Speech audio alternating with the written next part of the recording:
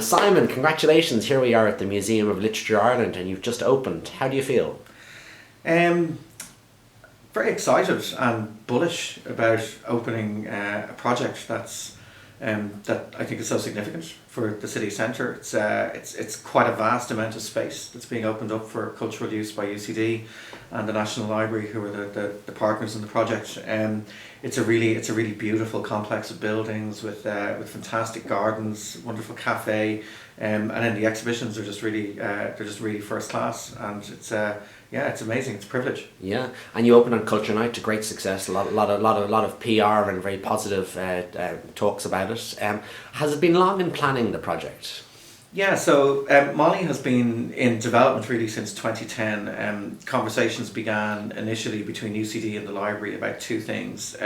This site, which was the original home of UCD when it was founded as the Catholic University in 1854, and then the National Library's Joyce collections, which were not on display, and they were really keen to get them on display. So a lot of what the library has been doing recently is expanding beyond its borders in Kildare Street. So. Initially, I think the thinking was quite simple. It was a Joyce exhibition within the old UCD exam hall, but as donors came on board and as the idea grew, I think people realised that there was something much bigger in the offing here. So Fulch Ireland came on board with $2.5 million from their capital grant scheme, and I suppose they noticed the need for a large literary visitor attraction for the country. So it grew in ambition, and then it's amazing to be open. Absolutely. And you mentioned the funders there. So what were the sources of funding to get the project off the ground?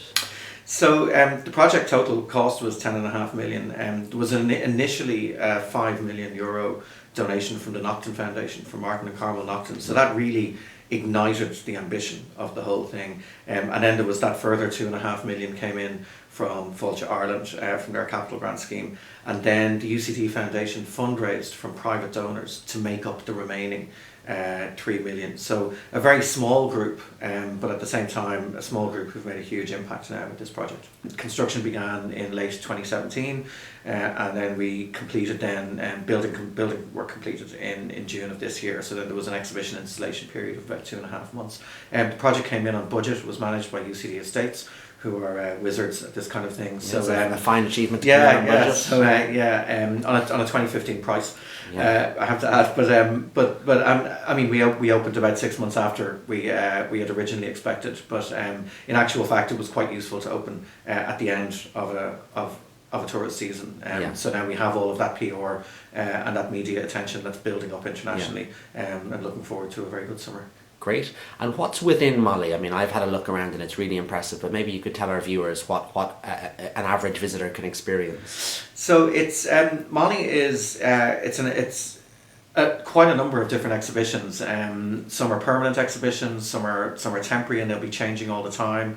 And we're really looking at Irish writing from mythology to the present day. At the core of the exhibitions is Joyce and these Joyce collections that have come over from the National Library. So visitors will be able to see things like his original Ulysses notebooks, the very first copy of Ulysses that was ever published and handed to him, which are virtually priceless. I mean, that's probably the most valuable modern literary artifact in the world, is on display here as well. So, and then throughout the exhibitions we've weaved in living writers to help us. So there are interviews with throughout the exhibitions with people like Roddy Doyle and Anne Enright and John Banville, and lots of younger writers as well, like Sarah Maria Griffin and Dave Rudden and people like that.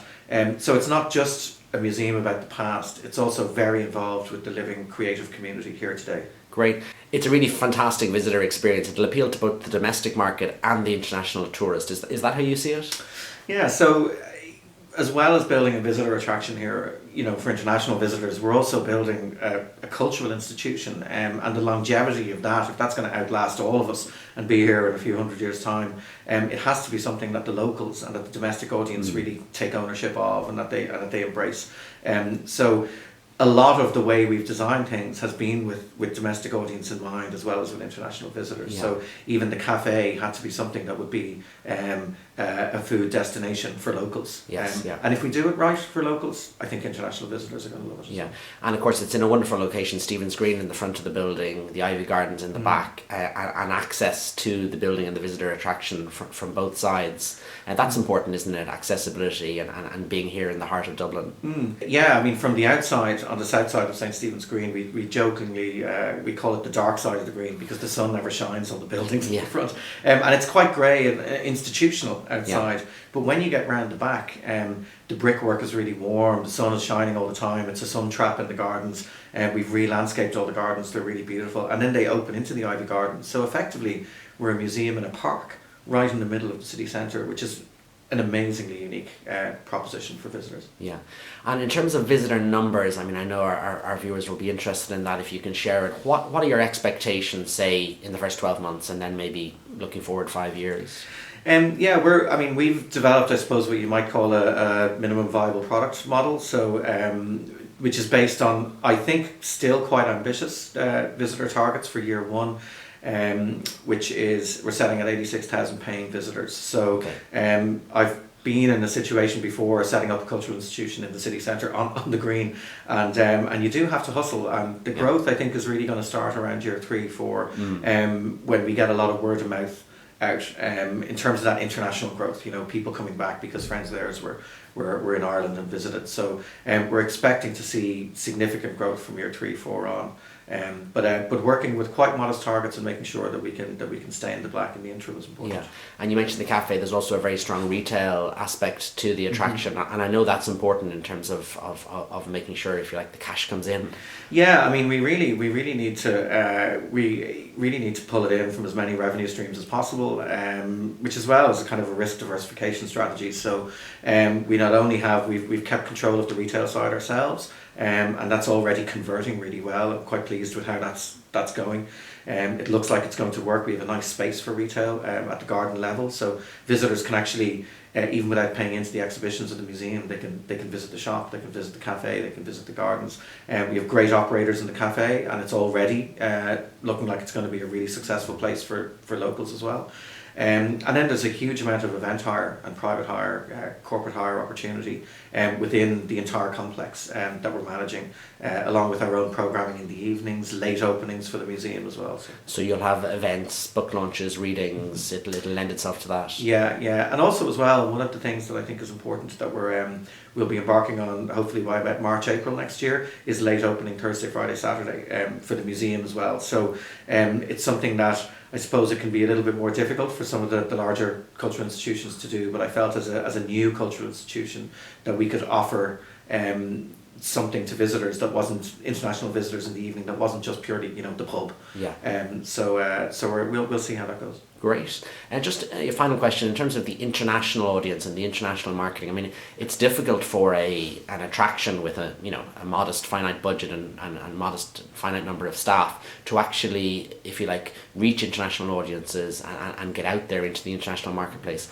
So how do you go about that? You must be working kind of closely with Tourism Ireland and the like. It's a challenge, isn't it? It is, but I mean, we're very lucky to have an agency like Tourism Ireland.